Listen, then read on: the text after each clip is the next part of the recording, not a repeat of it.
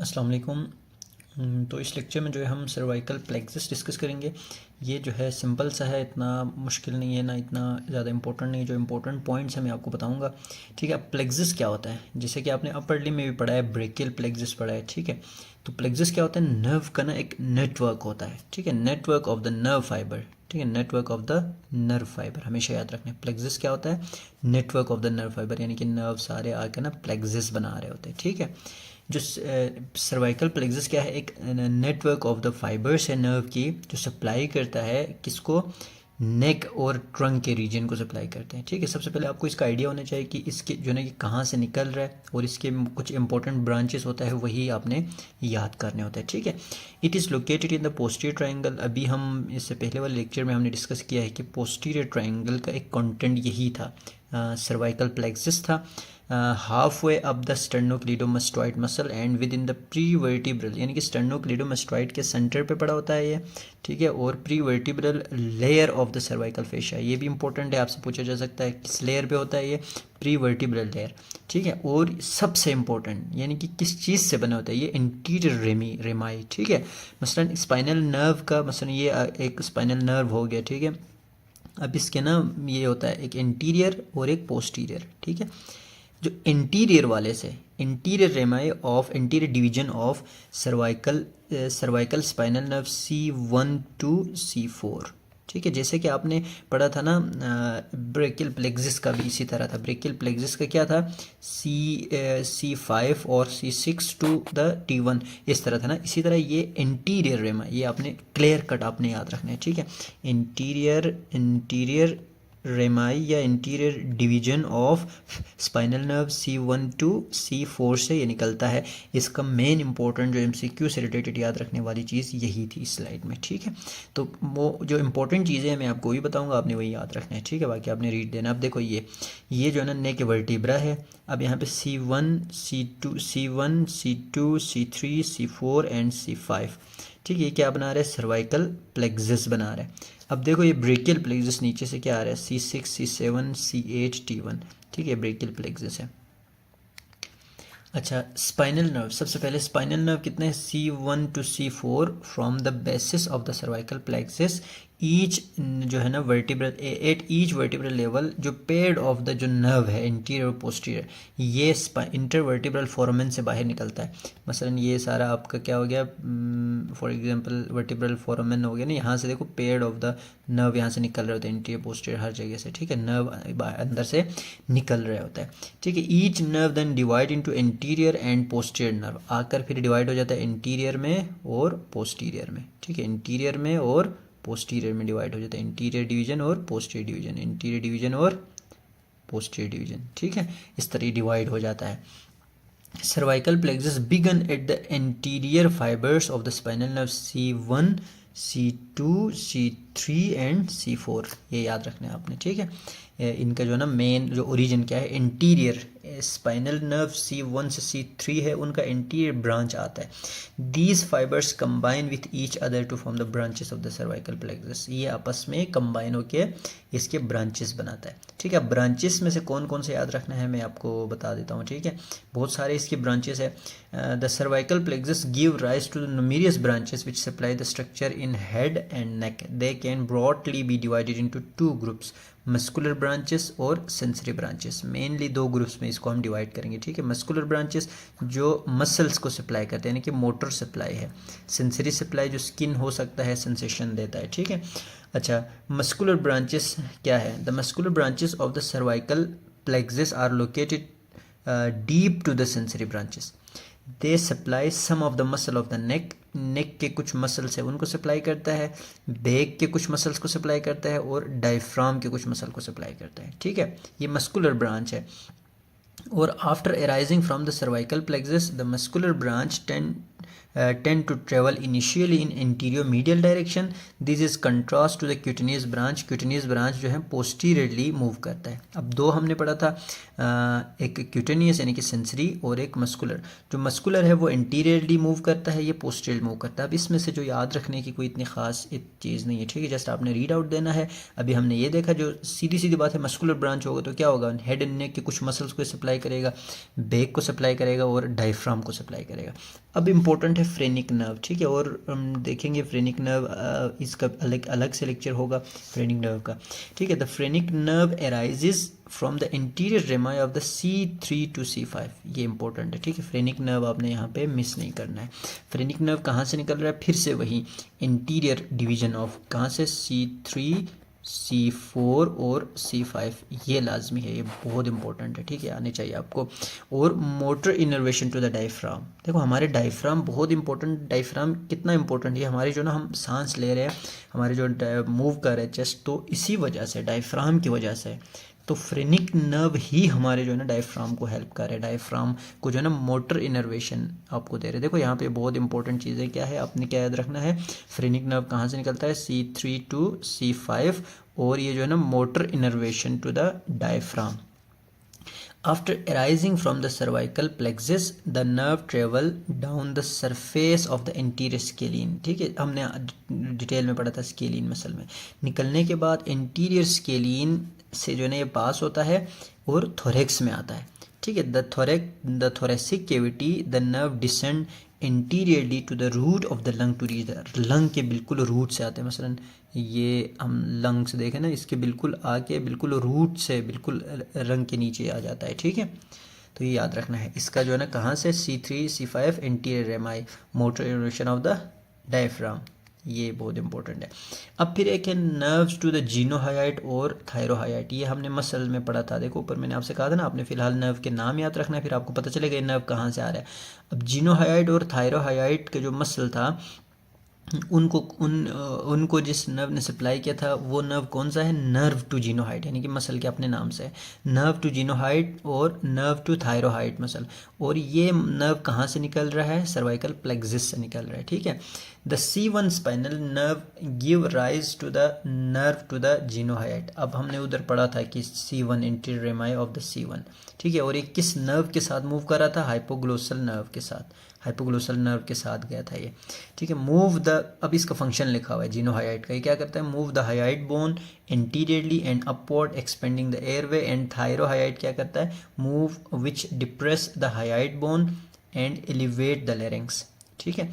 तो nerve to जीनोहाइट और थायरोहाइट कहाँ से बनता है, C1 से निकला, और जो है ये हाइपोग्लोसल नर्व के साथ गया. ये दो पॉइंट आपने याद रखने हैं. ये MCQ पॉइंट मैं आपको बता रहा हूँ, बाकी इतना डीप जाने की कोई ज़रूरत नहीं है, ठीक है. अब है एक इम्पॉर्टेंट एंसा सर्विकलिस. आपको पता होना चाहिए कि एंसा सर्विकलिस होता क्या है और इसके ब्रांचेस पूछे जाता है, ठीक है. एंसा सर्विकलिस क्या है, ये लूप नर्व है. फॉर एग्जांपल ये ऐसे लूप बनाएगा, इस तरह ना ऐसे लूप बनाएगा कोई, ठीक है, ऐसे ऊपर ऊपर जाएगा. फिर ये क्या है, formed by the root nerve C1 से C3, C1 C2 C3, ये इनके ब्रांचेस आता है, ठीक है. ये आके एक लूप बनाता है, ठीक है. मस्कुलर 4 मस्कुलर ब्रांचेस आता है. आपको इसका ओरिजिन आपको पता होना चाहिए क्या है, it is a loop of the nerve, ठीक है. ये क्या है, लूप ऑफ द नर्व है. कौन बनाता है, C1 to C3.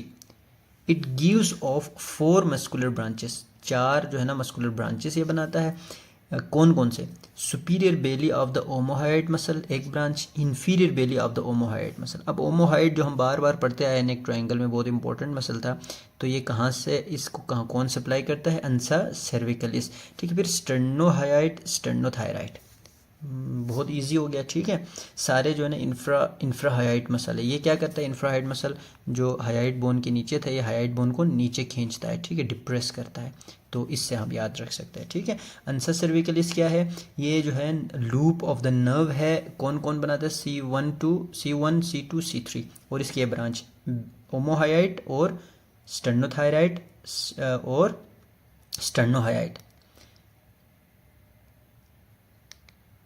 अच्छा ये देखिए यहाँ पर, ये अंसा सर्विकलिस है, ठीक है. यहाँ पे आप अंसा सर्विकलिस देख सकते हैं. देखो C1 से ब्रांच आया, ठीक है. फिर C2 C2 से भी ब्रांच आया और C3 से भी ब्रांच आया। देखो ये आपस में जुड़ गया ना। फिर ये क्या करेगा, इस तरह करके एक लूप बनाएगा।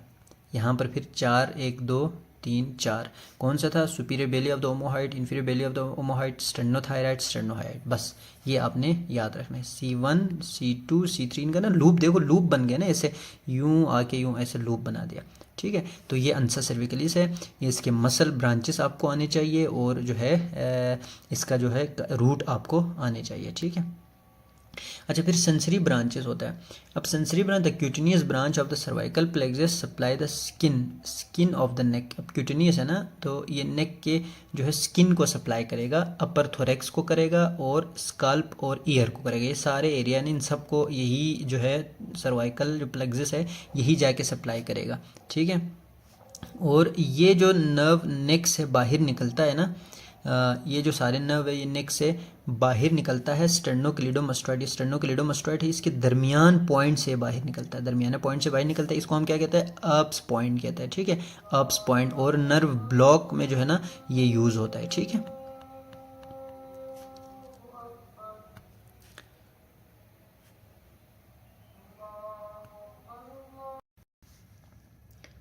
अच्छा हम सेंसरी ब्रांचेस देख रहे थे। जो है हमने देखा कि जो स्टेर्नोक्लीडोमास्टोइड मसल है जो हम बार बार पढ़ते आए हैं, इसके दरमियान में जो है एक पॉइंट आता है। ठीक है, उसे हम क्या कहते हैं, अप्स पॉइंट। ठीक है, अप्स पॉइंट आगे जाके हम लास्ट स्लाइड में इसका क्लिनिकल भी देखेंगे।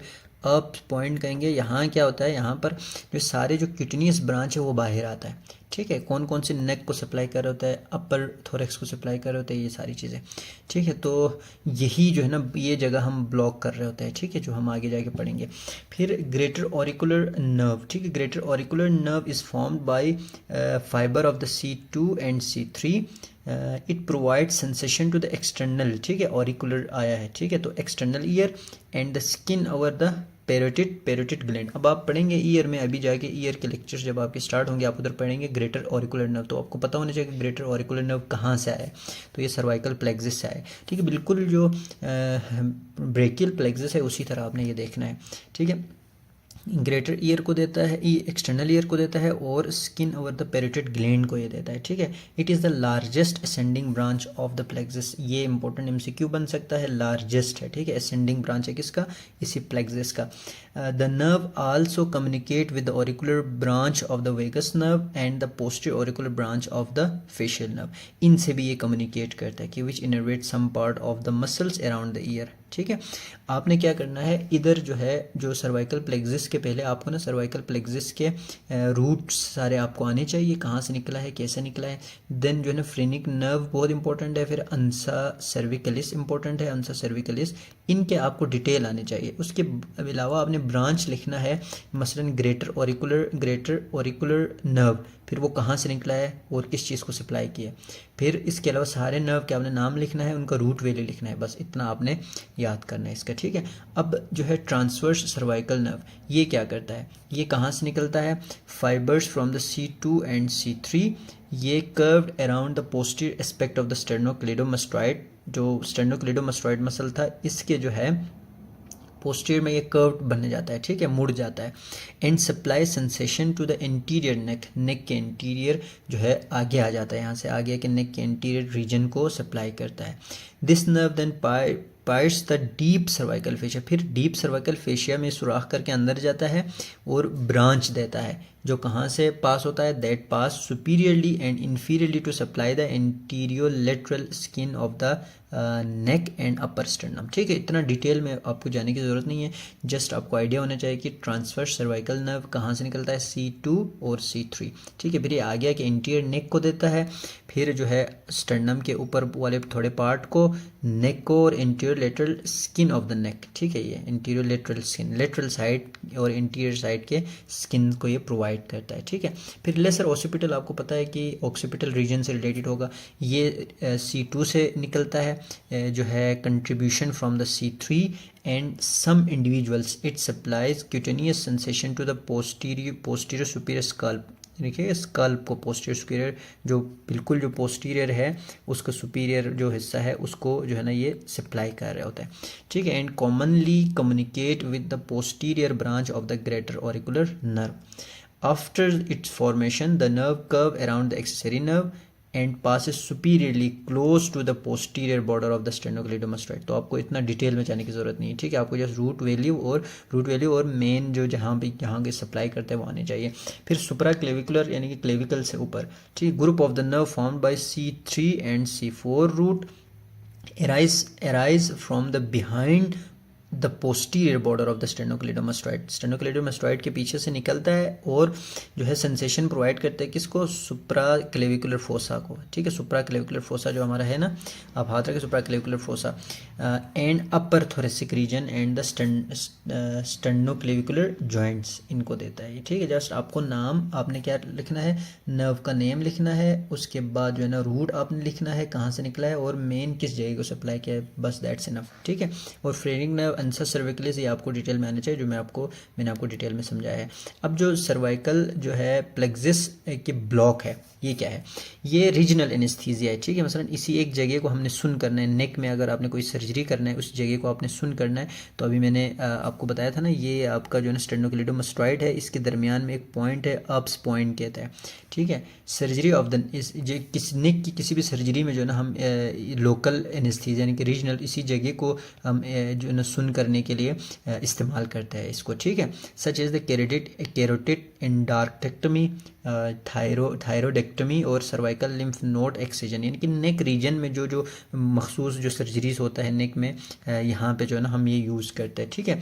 अब एनेस्थेटिस्ट क्या करता है, नीडल को इंसर्ट करता है।